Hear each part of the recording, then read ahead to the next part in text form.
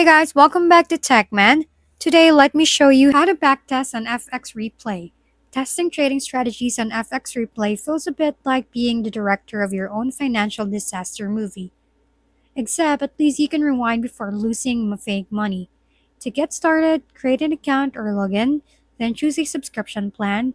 The free version works fine for basic testing, but the pro plan unlocks unlimited replay sessions and more advanced tools. Once inside the dashboard, head over to the testing section and create a new session using the button in the bottom corner.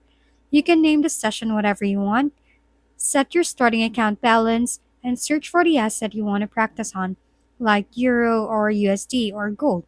After that, choose your chart layout and set the historical date range you want to replay. I usually test on older market weeks first because it keeps me from cheating by remembering what already happened. After pressing Create Session, the chart loads and you can start placing simulated trades, adjusting speed, and practicing entries like you are in a live market without the emotional panic attack. If we've been helpful, kindly give us a thumbs up and don't forget to hit the subscribe and bell button for more contents. For any questions and suggestions, comment down below.